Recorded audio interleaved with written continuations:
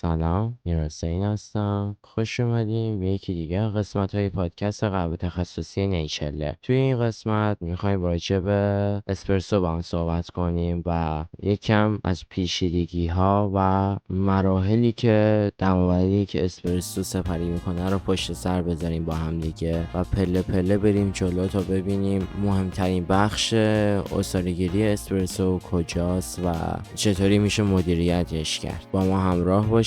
لطفاً اگه ما رو از طریق کانال یوتیوب دنبال میکنید حتما چنلمون رو سابسکرایب کنید و یا اگر از اپلیکیشن های پادگیر دنبال میکنید پادکست ما رو همونجا ما رو فالو داشته باشین تا قسمت های جدیدم وقتی میاد ازش با خبر باشین. بزن بریم.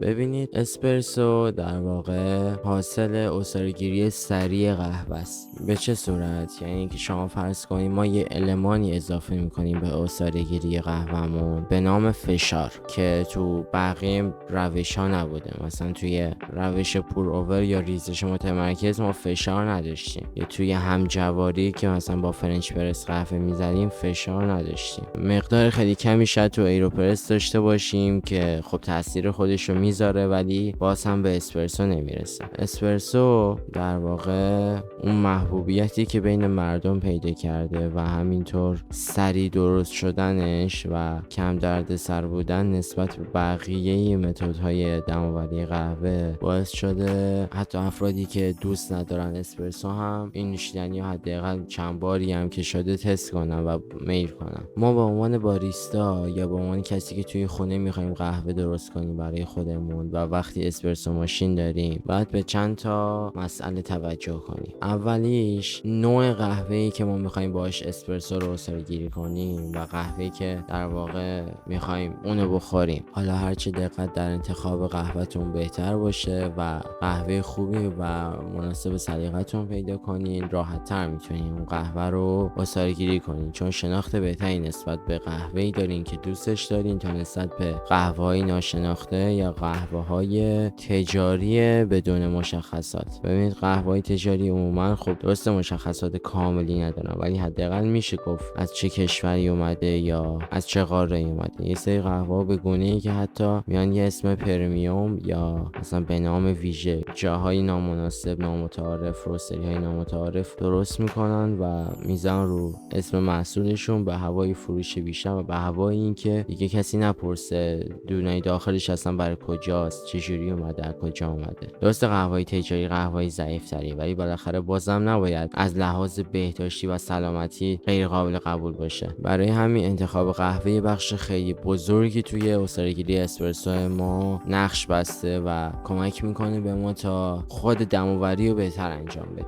مسئله بعدی مسئله تجهیزاتیه که ما میخوایم باهاش اسپرسو رو عصاره‌گیری کنیم که اول از همه خب باید به اسپرسو ماشین و اجزای اون دقت کنیم که در ادامه کامل بهتون توضیح میدم و راجبش با هم صحبت میکنیم. اما یه سری تجهیزات جانبی و تجهیزاتی که در واقع متغیر نیستن توی عصاره‌گیری ما از جمله دیستریبیوتر یا توزیع کننده. دقت کنید دوستان، دیستریبیوتر یا توزیع کننده. من اسمی از لولر نبردم چون یک اسمیه که کاملا اشتباه نامگذاری شده و این شرکت‌های خصوصی این اسما رو جهت جلب توجه و فروش گذاشتن روی محصول. یعنی فقط یک اسمه، هیچ معنی خاصی نداره. نه که اشتباه باشه، معنی نداره. توزیع کننده که فارسی هم هست احساس می‌کنم خیلی برای ماها قابل فهم‌تر باشه.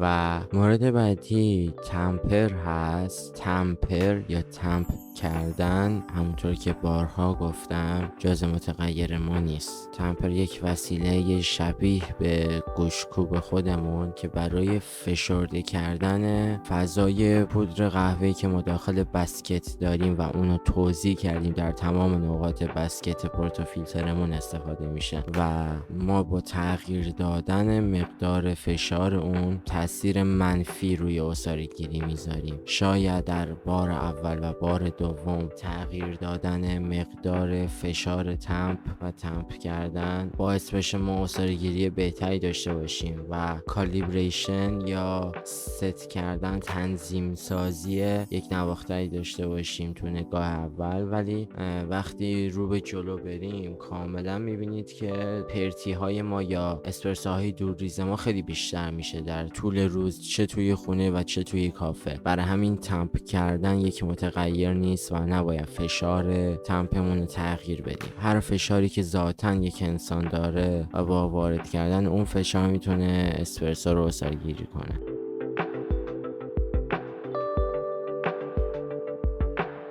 وقتی تمام المان ها شما در نظر بگیرین یک نفر اومد و دستگاه شما، آسیاب شما و تمام خب وسایلی که دارین و متناسب با خود اون قهوه‌ای که اون لحظه قرار اون روز ازش استفاده کنید و کالیبر کرد، تنظیم کرد و به شما تحویل داد. یه رسیپی کارتی داره، یعنی در واقع خب یه سری مشخصات می‌نویسه واسهتون یا بهتون میگه، مثل اینکه چند گرم قهوه ما نیاز داریم، چند گرم قهوه باید داخل اون بسکت پورتافیلتر بریزیم و اینکه چند گرم یا چند میلی لیتر نیاز داریم که به اصطلاح خروجی بگیریم ازش و اسپرسومون باید چند گرم باشه، حجم نوشیدنی اسپرسومون باید چند گرم باشه. و مورد سوم این که چند ثانیه باید این عصاره‌گیری ما طول بکشه از زمانی که پورتافیلتر رو میچسبونیم و وصل میکنیم به هد گروپ و دکمه عصاره‌گیری رو میزنیم و آب شروع به ریزش میکنه. این سه تا موردی که گفتم، یعنی مقدار ورودی قهوه‌مون، مقدار خروجی یا همون نوشیدنی نهایی اسپرسومون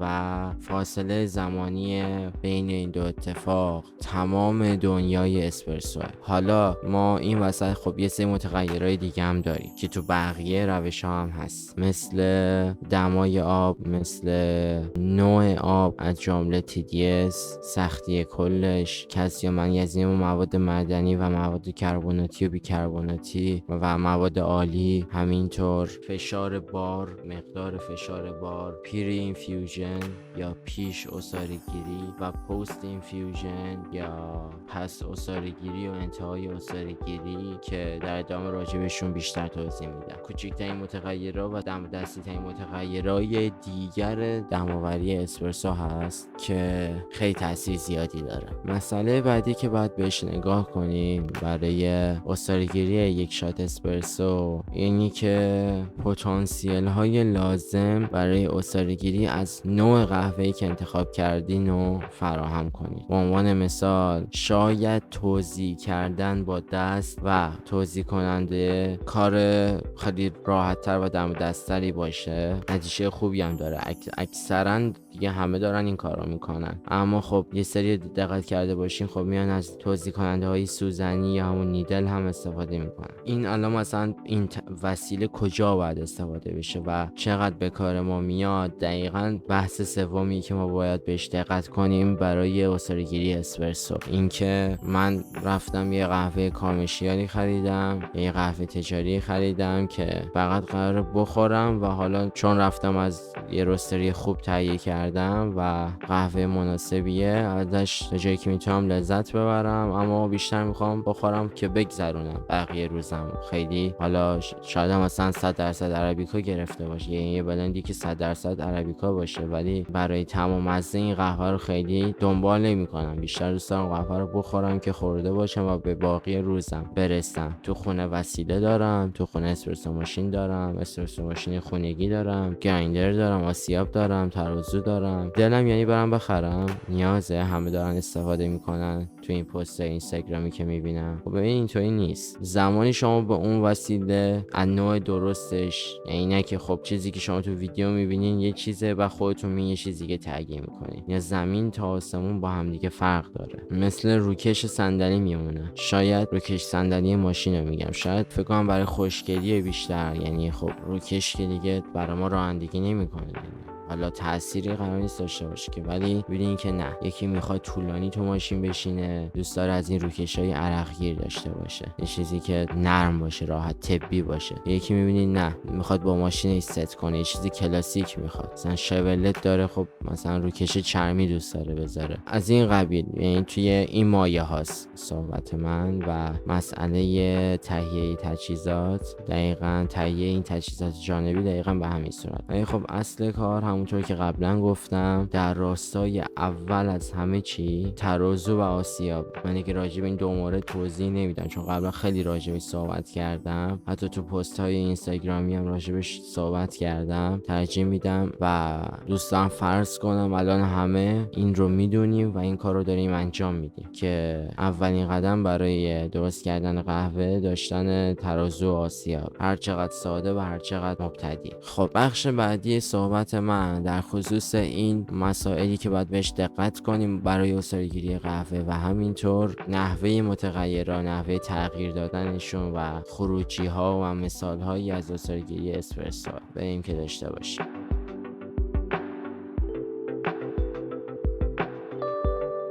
ببینید، پیمانه، بازه و زمان 3 تا المان اصلی عصاره‌گیری اسپرسو. حالا قراره چجوری عمل کنه؟ ببینید، شما اگه قرار باشه طبق رسیپی هایی که برای قهوه دمی پیش میرید عمل کنید، یه مقدار خب قهوه باید تعیین کنید که قراره ما مثلا 10 گرم قهوه رو عصاره‌گیری کنیم یا 15 گرم قهوه عصاره‌گیری کنیم. به ازاش ما همون یه ریشیو داشتیم دیگه، یه نسبت دماوری داشتیم. اسپرسو هم دقیقاً همینو داره.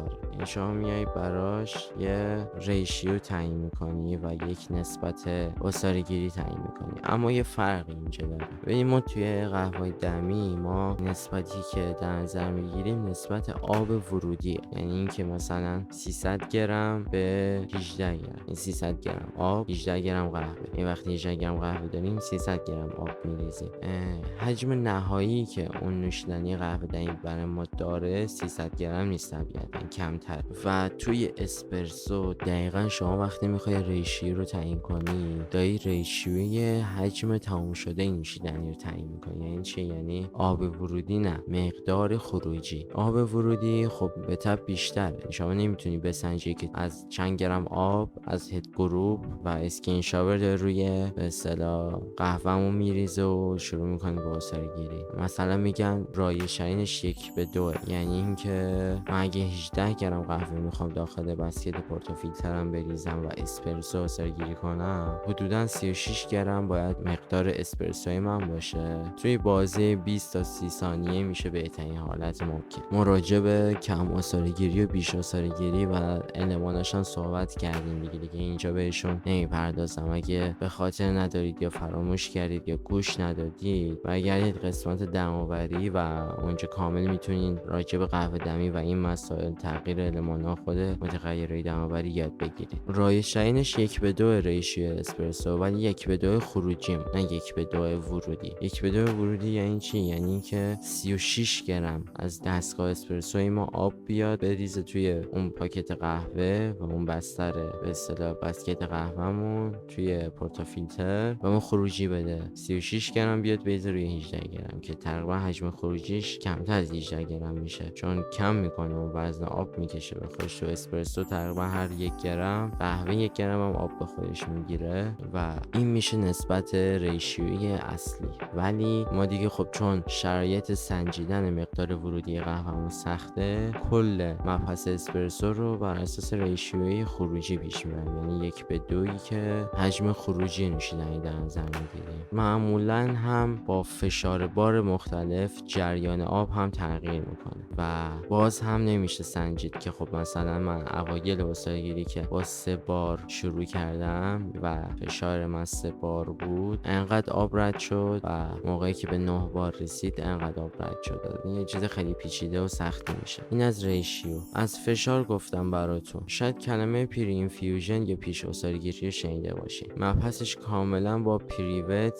متفاوته. پریوت در واقع عمل پیش خیساندن، یعنی شما یه پیش خیساندنی دارین که انقدری روی خود عصاره‌گیری قهوه تاثیر نمیذاره، رو روند عصاره‌گیری تاثیر میذاره که یک نواخت باشه یا نه، ولی روی نوع عصاره‌گیری تاثیر نمیذاره که کم یا زیادش کنه. میکنه این کارو اگه ما خیلی بخوایم بازی بدیم و تغییر بدیم مقدار پیش خیساندن رو. ولی پیش عصاره‌گیری فرق داره. پیش عصاره‌گیری چون باز هم فشار بار دخیل هست، یه نتیجه متفاوتی رو به ما میده. به چه صورت؟ ببینید، شما میتونی با همون 9 بار هم پری اینفیوژن داشته باشی، اما نتیجه خوبی نمیگیری. چرا؟ چون آب وقتی با 9 بار فشار روی بسکت پورتافیلتر بریزه و رو بستر قهوه بریزه، در واقع باعث شکستن منافذ و ایجاد یه سری روزنه و کانال ها که به چنلینگ میگیم میشه، و یا ممکنه باعث این بشه که وقتی خب در این صورت باید استاپ بزنید دیگه. این دستگاه یه حالت پری اینفیوژن داره و دیگه حالت پریوت نداره، و اگه حالت پریوت داره نباشه بهتره. مثل دستگاه خودکار دارن که اون پری اینفیوژن، خیالتون راحت باشه پریوت نیست، به خود دستگاه اصلا فشار میاد. از اون طرف هم باعث میشه که این یه بار قطع میشه دیگه. وقتی قطع بشه شاور حالت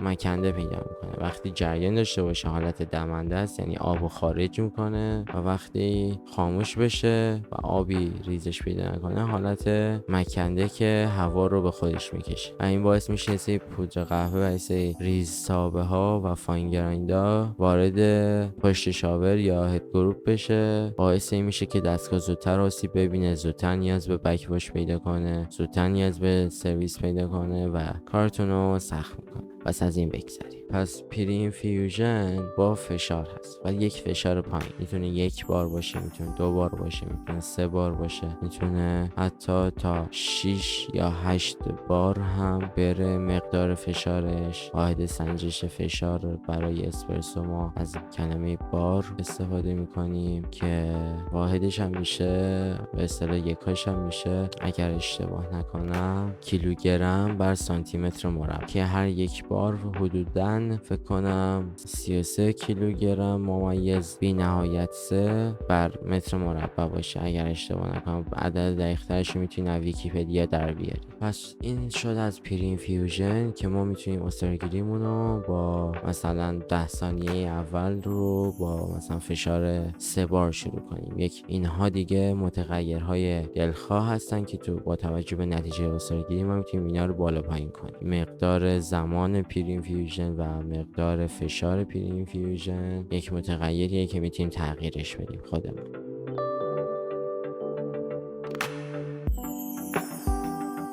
مورد بعدی پست اینفیوژن هست. یعنی چی؟ یعنی شما اواخر استرگیری هم میتونید فشار بار رو کاهش یا افزایش بدید. معمولا دیگه افزایش نمیدن، کاهش میدن، برای اینکه بیتر و تلخی توی قهوه نباشه و همینطور زیر رایحه‌های شور داخل قهوه نیاد و طعم‌های اسیدی به خودش نگیره. ما دیگه افزایش نمیدیم، فشار رو کاهش میدیم. میتونیم دوباره برگردیم رو 8 بار، 4 بار، 5 بار، 3 بار، که همونطور که گفتم مقدار زمان پست اینفیوژن همانند پری اینفیوژن و مقدار فشارش یک متغیری هستش که ما میتونیم تغییرش بدیم. این از اینجا. من کلمه چنلینگ رو استفاده کردم تو صحبتام، یه توضیح راجبش بدم. این چنلینگ یا کانال شدن در واقع خیلی تو اسپرسو اتفاق میافته. یعنی ما بیشتر اینو توی اسپرسو داریم تا توی قهوه داریم. یعنی چی؟ یعنی عصاره‌گیری غیر یک نواخت. باز هم یعنی چی؟ یعنی که ما بخشی از بستر قهوه‌مون حل شده داخل و عصاره‌گیری شده، بخش‌های دیگر کمتر یا بیشتر، یا مثلا بخشی عصاره‌گیری نشده، خیلی کمتر عصاره‌گیری شده، خیلی بیشتر. تعریف گسترده‌ترش میشه تفاوت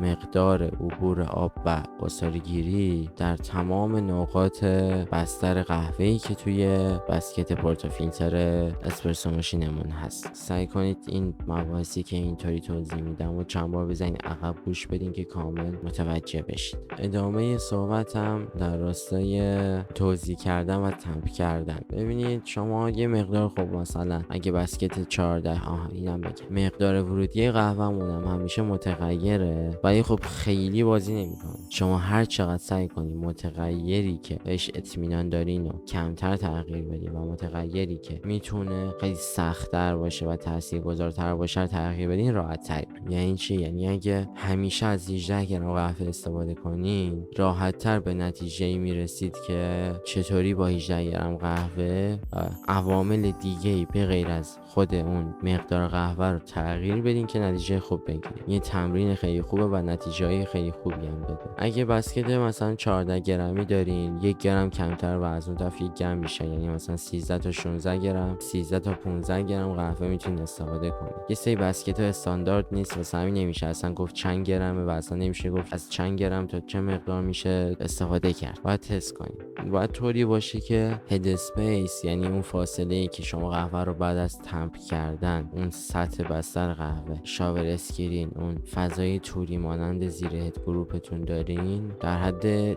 سانت و نیم یا 1 سانت باشه. خیلی خوبه این کار اگه این رعایت کنین. مثلا پیش میاد چگالی قهوه مختلفه، یعنی یه قهوه یا همون قهوه رو مدیوم روست گرفتین و سری بعد میبینید دارک تر شده. یعنی چی؟ یعنی حجمش بیشتر میشه. چرا؟ چون سبکتر میشه. شما باید مقدار بیشتری ازش بگیرید تا به همون مقدار گرم برسید. خب این مقدار هد اسپیس رو تغییر میده، ولی اونقدر متغیر حساسی نیستش که نگرانش باشید. بیشتر رو همین مقدار ورودی قهوه و زمان عصاره‌گیری دقت کنید که سعی میکنم تو ویدیوهای آموزشی تو همین کانال یوتیوب هم ازش بذارم تا یه درک خیلی کامل‌تر از روند عصاره‌گیری اسپرسو داشته باشید. شما ترازوتون رو روشن میکنین، پورتافیلتر رو برمی‌دارین، میذارین روش، وزنش رو کم میکنین، اون مقدار قهوه‌ای که پورتافیلتر و اون بسکت گنجایشش داره در واقع اضافه میکنید. مقدار درجه آسیاب بسیار بسیار مهمه. همونطور که گفتم اولین متغیرها در هر چیزی نوع آب و درجه آسیاب هست. روی این دوتا مورد خوب حواستون رو جمع کنین که هدرف و دوریز زیادی نداشته باشین. خیلی دارم میبینم مثلا بچه ها حتی 16 تا 20 تا شات اسپرسو فقط کالیبریشن دارن. خب این اصلا اولا به ضرر خودشونه، دوما یه اصلا بحث ضرر مالی داره به کنار، دوما این نشون دهنده ضعفه، نشانه کانزنتنسی یا ثبات و یک نواختی و وسواس نیست، در واقع نشانه نداشتن علم کافی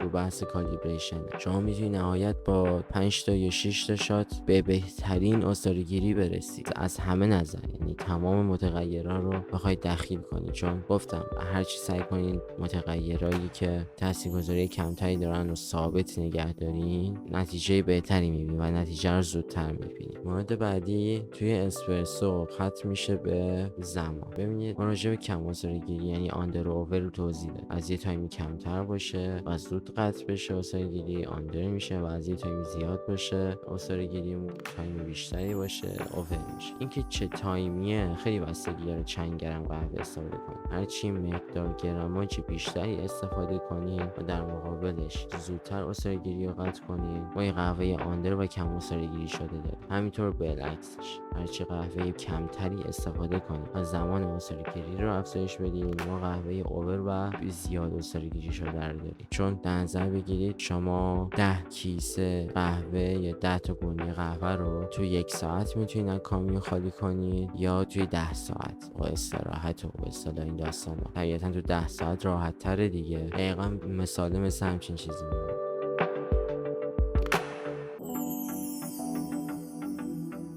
بحث اسپرسو خیلی گسترده تر از این حرفا. سعی کردم یه جایی که میتونم مطالبی که تو روند عصاره‌گیری تاثیر داره رو توضیح بدم و خیلی دوست دارم زودتر ویدیویی راجع به اسپرسو و یک توضیحات عملی ازش تو کانال یوتیوب آپلود کنم، ولی لازمش اینه که شما دوست عزیزم از این پادکست حمایت کنی و تا جایی که میشه این پادکست رو برای بقیه به اشتراک بذاری، همینطور کانال یوتیوب ما رو به اطرافیان معرفی کنید. ممنونم که تا اینجا همراه ما بودین. امیدوارم توضیحات مفید بوده باشه براتون و استفاده کرده باشین و لذت برده باشین. تا دیداری دیگه، بدرود. مخلص شما، بایست کوچولو.